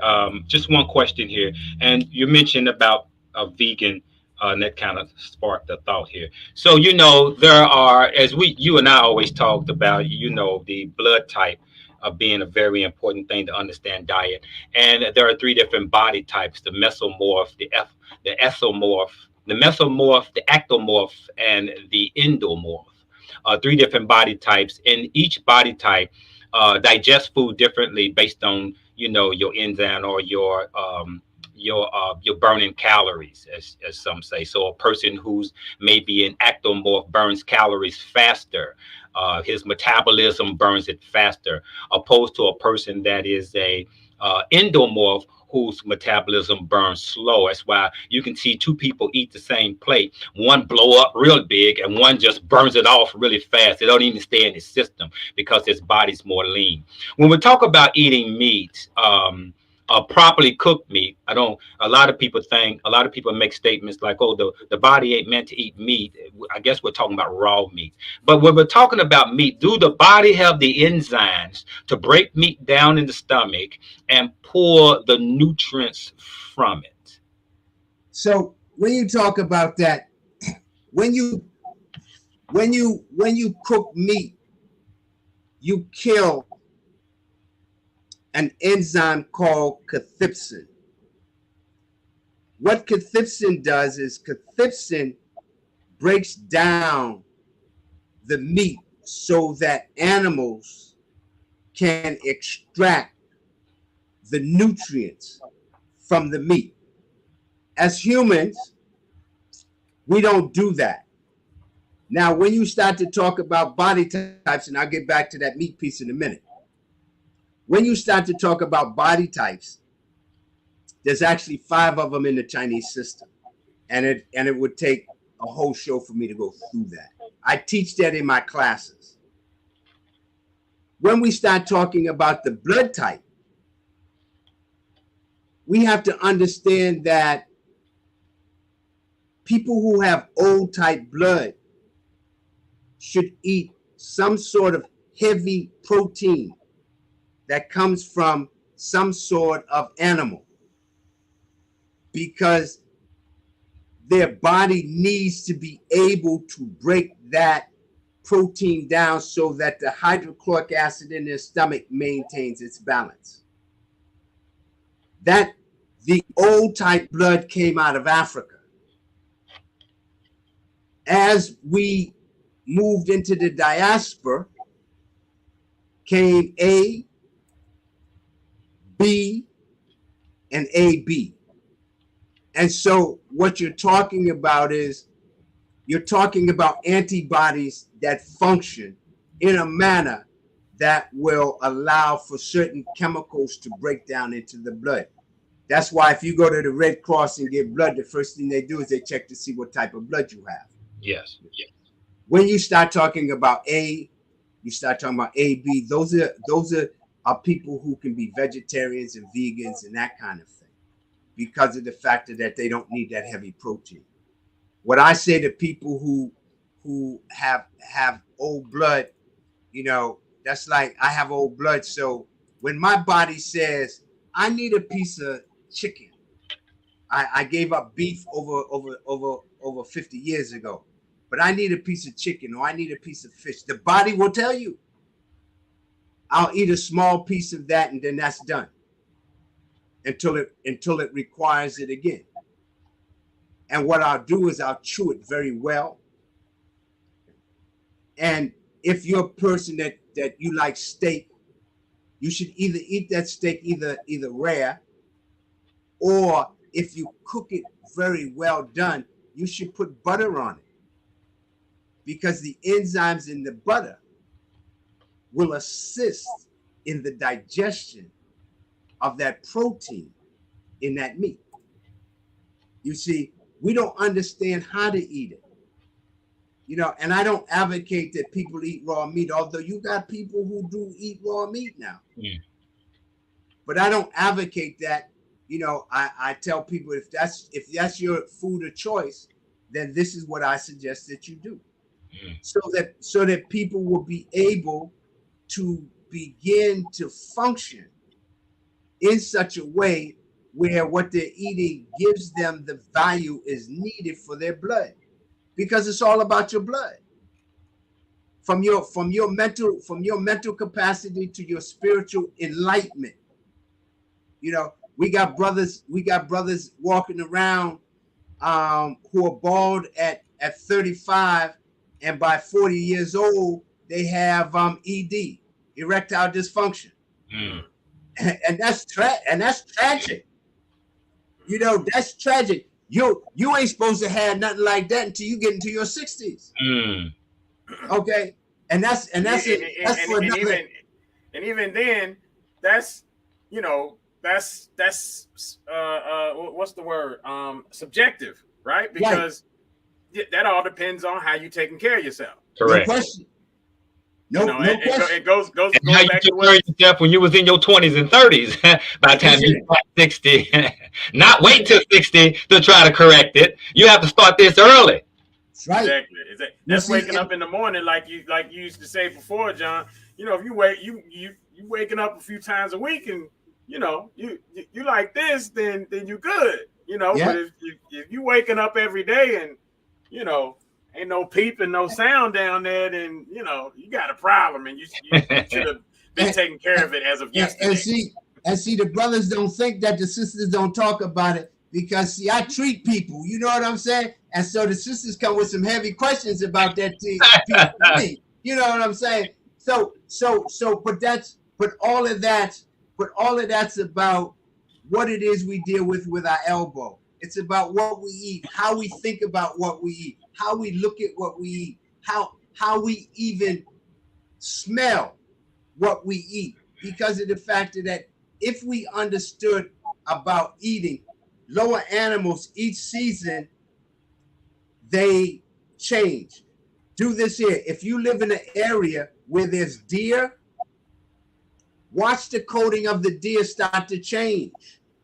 In September, their coating will start to change. It'll get darker because of the fact that their body's moving into the fall and the winter, just like ours. And so my piece of that is the fact that and someone just asked about prostate and tomatoes. That's that lycopene. But you have to understand that not only just that tomato, there's a lot of stuff that you have to do. And I do a class on erectile dysfunction that will be coming this fall. I would suggest people that go to my website, and it's real easy for them to get in touch with me. It's called Dr. Akmal Speaks.com. They can go to Healing Arts as well. Okay. And both of them will take you to the same place. Dr. Akmal Speaks. I've just come from this branding piece. And so now I'm branding myself as drAkmalSpeaks.com. And so you can go there and you can reach me. And if you want to email, it's info@drAkmalSpeaks.com. So that what happens is that you can stay in tune with the courses that I'm teaching, because and John is a witness to this, because John's attended several of my courses, that each season I do a whole rack of courses that help people to have an understanding. That's like I've got a course coming up for women. I have an 18-month course coming up for women to teach women how to maintain their health, because of the fact that of their health is a little more sensitive than men's. I have a piece that's a 3-month for men, okay, to talk about things like ED, but to also talk about emotional things and those kinds of things. And then I have the class coming up on cleansing within the seasons. I have one on acid alkaline balance. All of this is going on to the website. It should be on there by this time next week. And so I'll drop y'all a line and let y'all know that it's on there, and you can let people know that it's there. But your health is your wealth. And that's the major piece that you're looking at is the fact that there we go. That melatonin is a bomb, y'all. I'm telling you, that melatonin, you want the tent pole to stand up in the morning? There you go. You know what I mean? I mean, that boy. And I'm not saying that because of the fact that I manufacture it, but I'm saying that because there are people who buy 3-4 bottles of that at a time. Okay. Because it's potent like that. And it's not just, melatonin is not just for erection. Melatonin is to maintain the balance of the body, because your erection only happens because of the fact that that your body has the nutrients it needs. That's just like women. I have female yin on there for women, as well as Tian Huan Bushin Dan, which what those do is be able to make it so that your body comes into harmony with itself. Because when it's in harmony with itself, what it'll do is it will actually function for you and not against you. And so I got more pictures coming up, and the women's products is one of the pictures that we're working on now, for women, so that women can. This has that yin yang how. All right. So you know about that yin yang how, huh? Yeah. That's a monster. Yeah, and it creates monsters. No question. No question. The healthy way. No question. There's a brother who's down in Florida. What he does is he trains athletes, and his company is called Monster.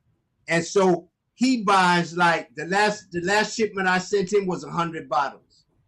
Okay, and he sells it to his athletes, because it not only helps with erection, but it also helps you with your stamina. Well, I mean, because when you look at erection, you're just talking about more blood flow. That's all you're talking about. Which you're talking about more oxygen, more blood flow, and so any of that is going to help throughout the body in general, right?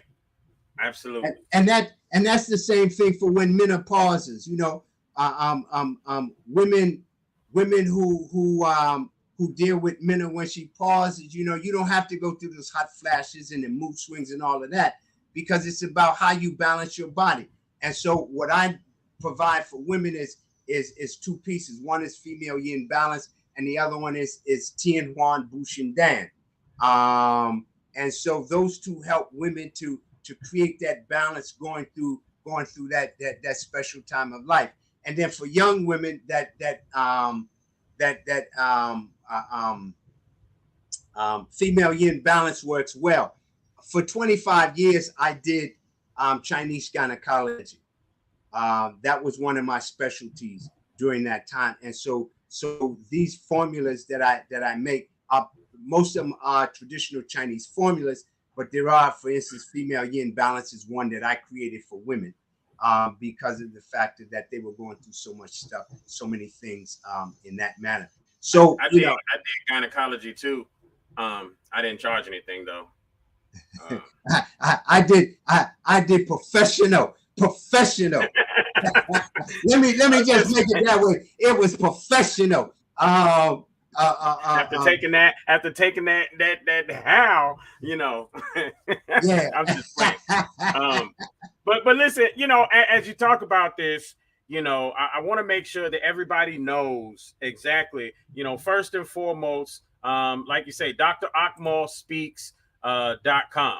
All right. So make sure you guys go hit him up. I've been, all the pictures and stuff that you've been seeing, I've been pulling from his website right there, DrAkmalSpeaks.com. Ladies, prevention and healing of female imbalances, you know, cleansing the body within, you know, all these books, everything he's talking about, these different products, all of these things, you know, this is from many years of research, many years, you know, the doctor in front of his name is not something he gave himself, that is accredited. You see it right behind him on the wall there. So with that being said, folks, this is somebody who, you know, you listen to, like John said, sitting at the master's feet. You know, his information just the same, right on his website, 301-249-2445. You call that number and you may get a surprise, and he may be the one that picks up himself to talk right to you. So, you know, everything that we talk about, I want to hit some of these comments real quick before you go, if that's okay. Yeah, that's fine. We talked about the general cleanse. Let's see. Regulating the nervous system versus the brain and how they correlate with our well-being to live a life of not only good health, but balance and well-being. Any thoughts there real quick? Yeah, there's several. One of them is to do the fasting. What I do with people is that you can send me 4 pictures of your tongue, and that's from the tip of your tongue all the way to the back of your mouth. I don't want to see your face, and that's not to be disrespectful, but that way I don't have to enlarge it and it distort.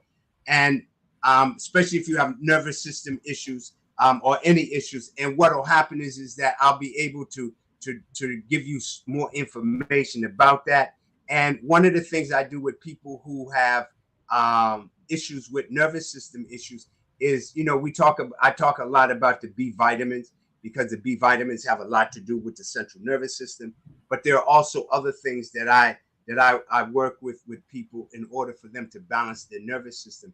And in this day and age, we definitely need to work on our nervous system and our immune system because of the fact of all of the stress that's actually in our life. And let's see, working on developing a gut health regimen to maintain my overall well-being. Any tips or suggestions on a staple product I can introduce to, or a staple produce I can introduce to my gut as a foundation? I personally, I'm curious to know what you have to say about this question here, but cabbage, I was told, was good for gut health. Mm-hmm. Yeah, cabbage is very good for gut health. Sauerkraut, kombucha is good for gut health. Probiotics, the ones that I normally suggest, is called PB8, and they should be in the refrigerator. That's good for gut health. Taking digestive enzymes is good for gut health. Kimchi is good for gut health. Believe it or not, pickles are good for gut health because of the fact of the fermentation. Anything that's fermented, that's what I was gonna say, is good for gut health. Now, it should be fermented in a good way, and not in a manner where it's got a whole lot of sugar and other kinds of things in it. Yogurt. Don't go grab some yogurt. Now, let me tell you about yogurt. If you're going to use yogurt, the yogurt should be plain. There should be no sugar in it, and there should be no fruit in it. And when you put that teaspoon of yogurt in your mouth, it should be sour and it should be bitter. Yeah. The other pieces is that bitters are good. And I give people bitters all the time in order to rebalance their gut health. And then the formula that I make, which is called Bowel Enhancer, that's good for your gut because of the fact that, it does a couple of things. One is it helps to move waste out of the body, as a prebiotic. And prebiotics, and that's how cabbage helps, because cabbage and cruciferous vegetables, which is kale and broccoli and Brussels sprouts, those kinds of things, what they do is they sweep and greens, they sweep out waste out of the gut. And so with that being it, what you're looking at is the fact that with my Bowel Enhancer, what it does is it actually does the same thing, but then the other herbs in it release elements that help to build healthy bacteria in the gut. Absolutely. It's funny, everything, when you started listing all those things, first thing that came to mind was fermentation, and how that's closely related among everything that you mentioned. This question here, been researching to gain understanding, and it seems that alcohol and cannabis totally, in a sense, destroy our bodies and minds. Dr. Akmal, do you suggest to eliminate these toxins from our system completely? When you answer that, I've also heard of the idea of using cannabis in a manner to juice as a healthier consumption of it. But would you suggest to eliminate cannabis and alcohol completely? Because this was also in this same sentence, she labeled both of them as toxins. Okay. Which so they both, to clarify that, they both are toxins, depending on how you take them into your body. Mm-hmm. if you take alcohol into your body in terms of a recreational drink, it becomes toxic to the body in some cases.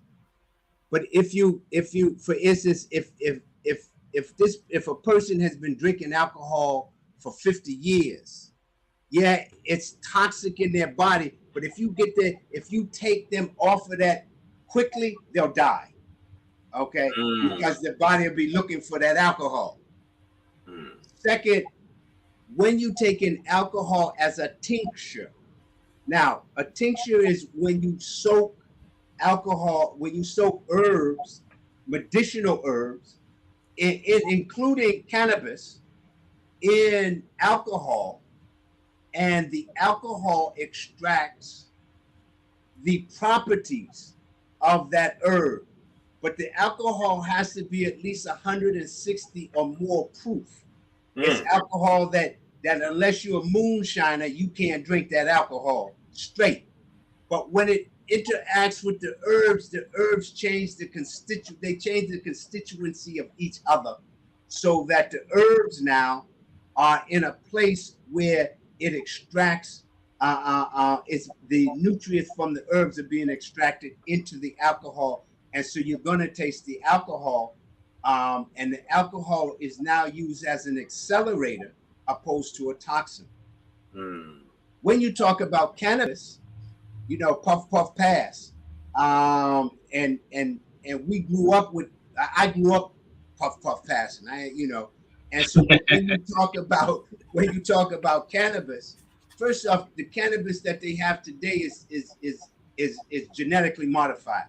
You know, because it ain't like the Acapulco Gold that we used to get, and the Sensimilia, you know, that we used to get at that. Ain't no seeds in it, folks. That's what I'm talking about. You know, you be smoking a seed. You got seed holes because the seeds done popped on you. Back in the day. Yeah, that's back in the day. Yeah. So this is manufactured cannabis. Yeah. But what you want to do with cannabis is that you want to use it as things as butter. You want to use it in terms of, as John said, juicing it. You know, you want to use it in terms of sprinkling it on your food.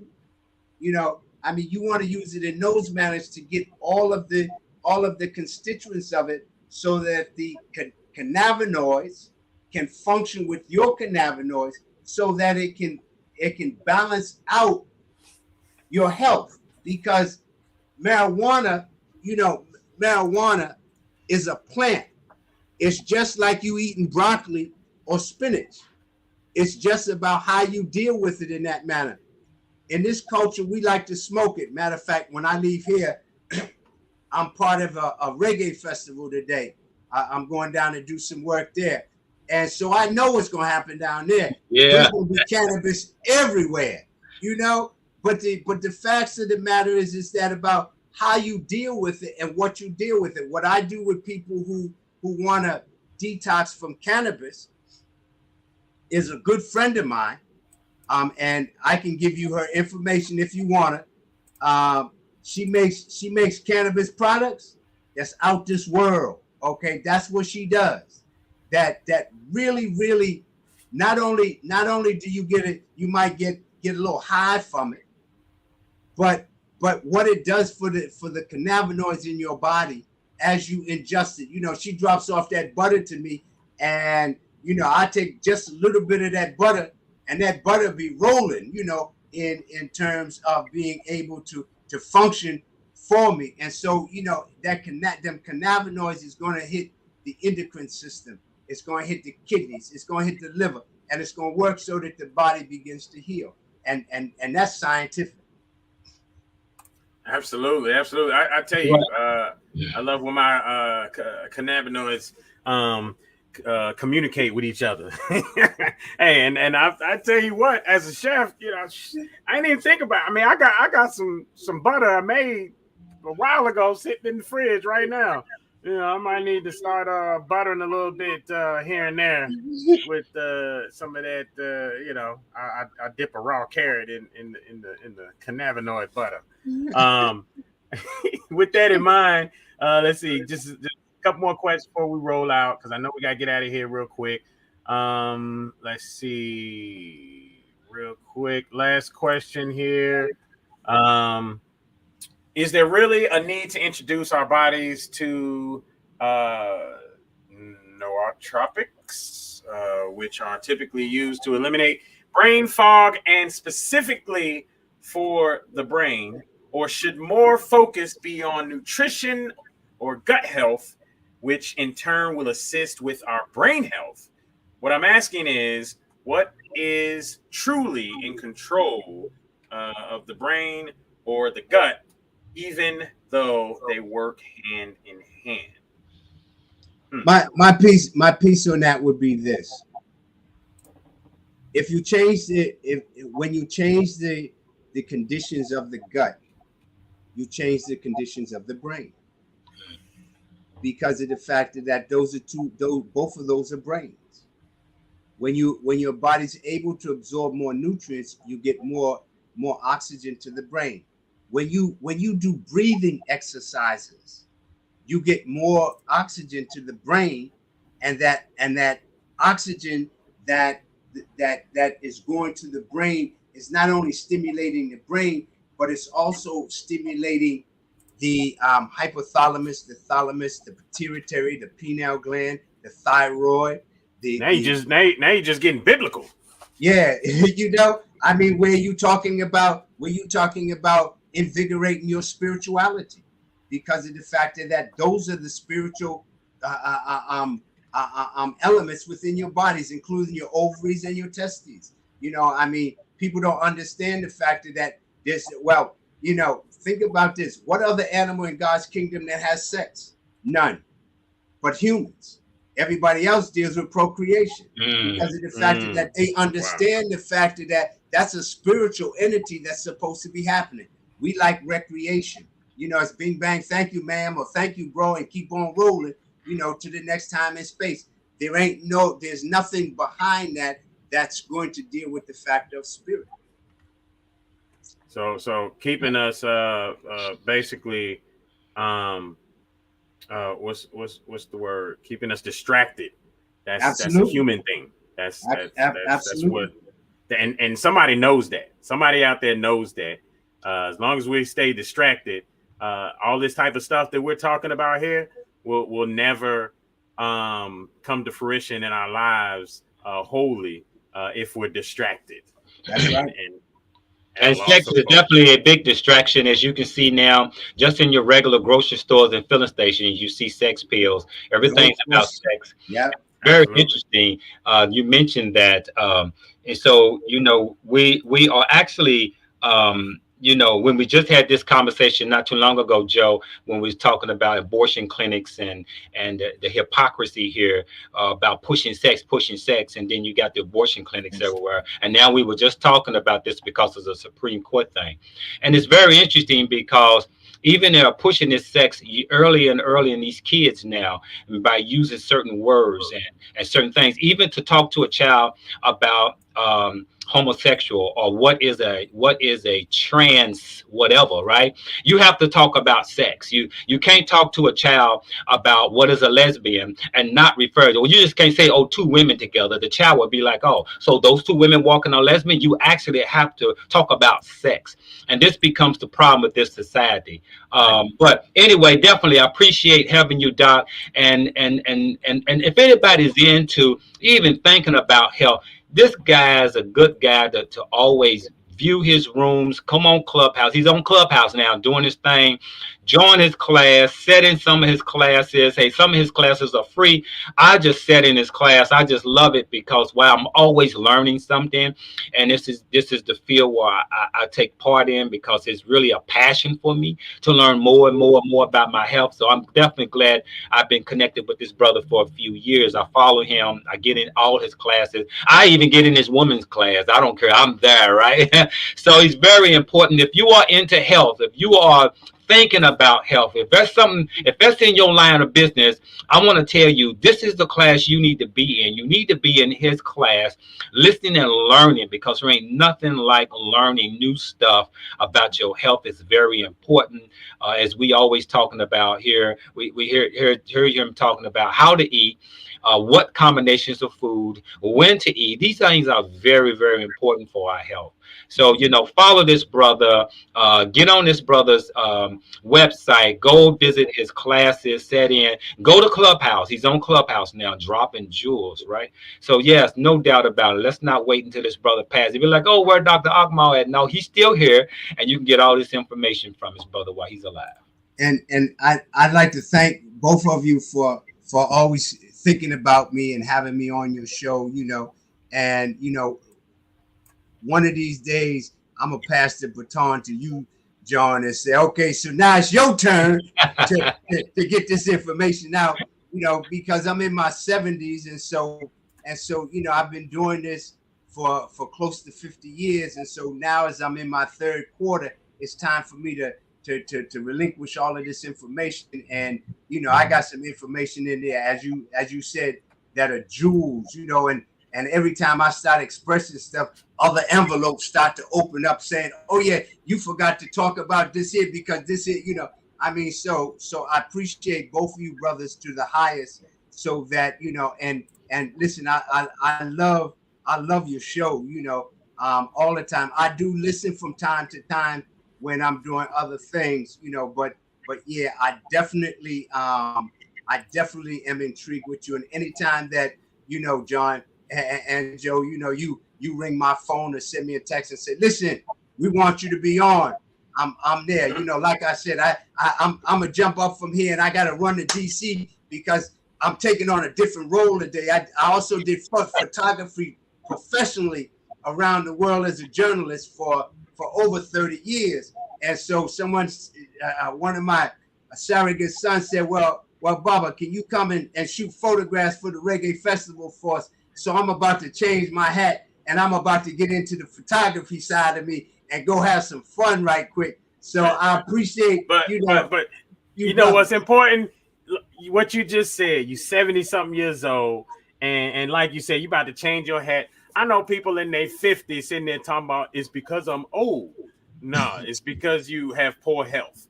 Right. So this is what good health looks like. I credit you. I look at John. I look at my parents. Good health. Older age does not have to be old and decrepit. That's a narrative that needs to change. Because the people around me, I don't know any old decrepit people in their 60s and 70s and 80s. I know people that are just still rocking, moving around, man. So it's the quality. It's one thing people talk about, well, you got to die something. No, it's about not when you're going to die. It's about the quality of life you're going to have when you die. That's what's important. Yes. And so, gentlemen, I'm going to roll out. All right. Thank you very much to you, your audience. Be well. Enjoy your life as you peacefully walk in health. Adabo. Adabo. Peace, brother. Peace. Adabo. All right, family. So, another great show. Absolutely. Definitely glad to have him on at the last minute. Rock with us on that.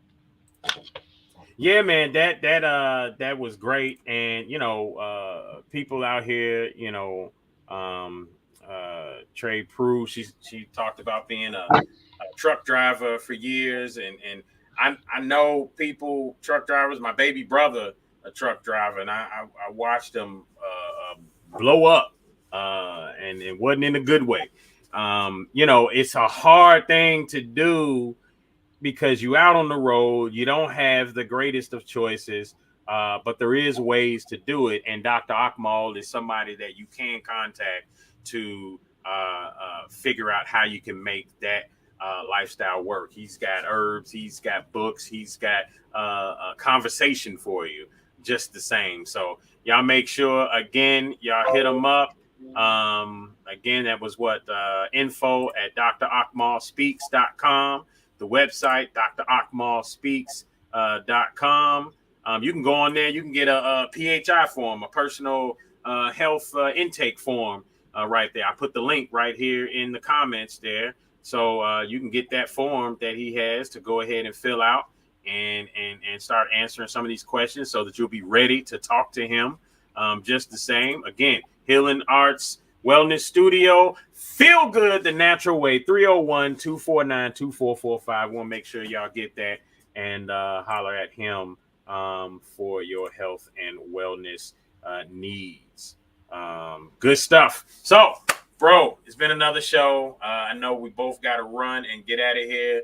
So until next week, man, I appreciate you. Appreciate you too, brother. Next week. Absolutely. Peace, y'all.